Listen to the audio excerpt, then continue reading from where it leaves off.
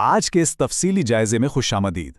ہم سب روزانہ ہزاروں الفاظ بولتے ہیں نا، لیکن کیا کبھی غور کیا ہے کہ یہ الفاظ بنتے کیسے ہیں؟ آج ہم اردو زبان کی بالکل بنیادی ساخت سے لے کر جدید میڈیکل سائنس کی پیچیدہ اصطلاحات تک کا ایک انتہائی دلچسپ سفر طے کریں گے۔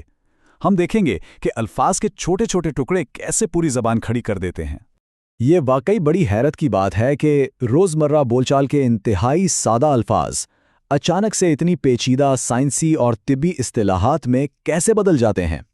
بظاہر یہ کسی جادو سے کم نہیں لگتا، لیکن یقین مانیں اگر ہم زبان کے چند بنیادی اصولوں کو سمجھ لیں تو کوئی بھی شخص سینکڑوں بلکہ ہزاروں نئے الفاظ کے معنی چٹکی بجاتے میں سمجھ سکتا ہے۔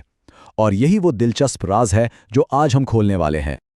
آج کے ہمارے اس جائزے میں ہم الفاظ سازی کے بنیادی اصولوں سے شروعات کریں گے، سابقے اور لاحقے کا فرق سمجھیں گے، اور پھر آخر میں دیکھیں گے کہ یہ علم طبی اور سائنسی اصطلاحات میں کیسے استعمال ہوتا ہے۔ تو پہلا حصہ ہے الفاظ سازی کے بنیادی اصول۔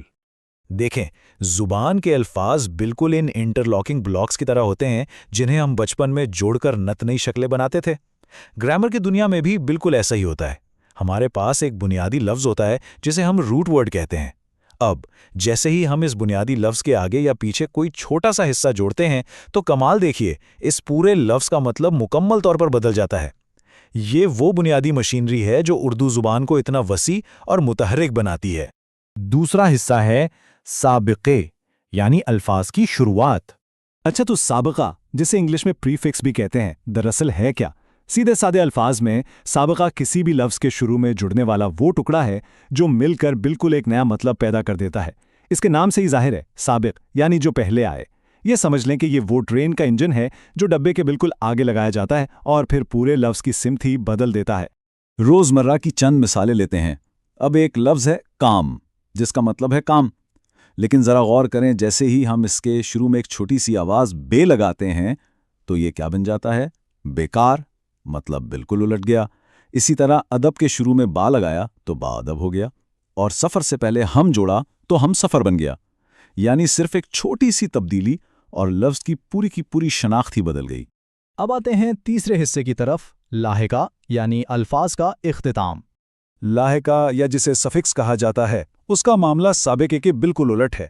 جب کسی لفظ کے آخر میں کوئی دوسرا لفظ یا ٹکڑا جوڑا جائے تو اسے لاحقہ کہتے ہیں۔ یہ وہ حصہ ہے جو لفظ کی دم کے ساتھ لگ کر اس کے معنی میں ایک نیا رنگ بھر دیتا ہے۔ ہم یہ الفاظ روزانہ کتنی ہی بار بولتے ہیں، ہے نا؟ مثال کے طور پر ایک لفظ ہے شان، اس کے آخر میں ہم نے دار کا لاحقہ لگایا اور یہ بن گیا شاندار۔ اسی طرح بچ کے ساتھ پن جوڑیں تو بچپن بنتا ہے، اور عقل کے آخر میں مند لگائیں تو عقل مند وجود میں آتا ہے۔ یہ اختتامی ٹکڑے بڑی خوبصورتی سے الفاظ کی کیفیت کو بدل دیتے ہیں۔ چوتھا حصہ، سابقے اور لاحقے میں فرق۔ تو اگر ہم ان دونوں کا آمنے سامنے موازنہ کریں تو بات بڑی سیدھی سی ہے۔ سابقہ ہمیشہ آغاز میں شامل ہوتا ہے، بالکل ویسے جیسے خوش اخلاق میں خوش پہلے آیا ہے، اور لاحقہ اختتام پر جڑتا ہے، جیسے شاندار میں دار۔ دونوں کا بنیادی مقصد تو ایک ہی ہے، یعنی نئے معنی کی تخلیق، لیکن ان کی جگہ مختلف ہے۔ یہ فرق بظاہر معمولی سا لگتا ہے، لیکن گرامر اور درستی کے لیے یہ انتہائی اہم ہے۔ پانچواں اور سب سے دلچسپ حصہ، طبی اور سائنسی اصطلاحات۔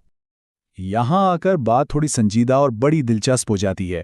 جب ہم سائنس یا میڈیکل مضامین اردو میں لکھتے ہیں تو ہمیں سب سے بڑی مشکل الفاظ کی کمیابی کی صورت میں پیش آتی ہے۔ میڈیکل سائنس کی زبان تو ویسے ہی بہت مخصوص ہوتی ہے۔ اگر ہم غیر معیاری اصطلاحات استعمال کریں گے تو مفہوم ہی غلط ہو جائے گا۔ اسی لیے ضروری ہے کہ مستند لغت کا استعمال کرتے ہوئے ہم انگریزی کی سائنسی اصطلاحات کا درست سابقوں اور لاحقوں کی مدد سے بالکل ٹھیک ترجمہ کریں۔ اب طبی سائنس میں ان اصولوں کا جادو دیکھیں۔ انگلش کا میڈیکل پریفکس ہے ایڈینو، جسے اردو میں غدد یا غدود کہتے ہیں۔ اس سے بنتا ہے ورم غدد یعنی ایڈینوما۔ اسی طرح ایکرو کا مطلب ہے طرفی، تو ایکروڈرمیٹائٹس بن گیا جلد اطرافی التہاب۔ اور سب سے زبردست مثال ہے این، جس کا مطلب ہے بغیر یا فقر۔ یہ جب ایمیا یعنی خون کے ساتھ جڑتا ہے تو بنتا ہے انیمیا، جس کا اردو متبادل ہے فقر الدم یعنی خون کی کمی۔ اور اگر لاحقوں کی بات کریں تو انگلش کا سفکس ہے ایلجیا یعنی درد۔ جب یہ چربی یا ایڈیپوس کے ساتھ جڑتا ہے تو اصطلاح بنتی ہے ایڈیپوزیلجیا یعنی درد شحم۔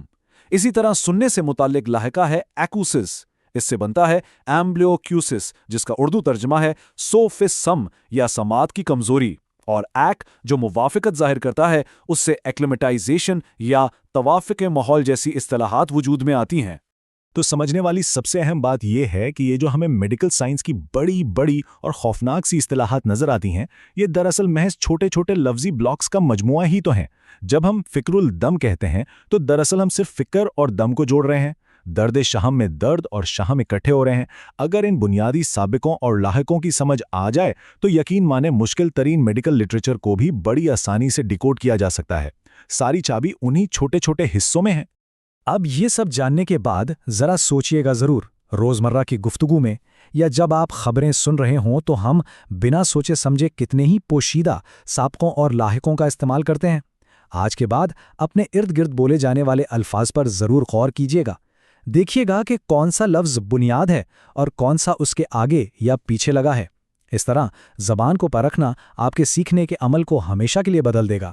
اس معلوماتی نشست کا حصہ بننے کا بہت شکریہ۔ الفاظ کو جوڑتے رہیں اور نیا علم دریافت کرتے رہیں۔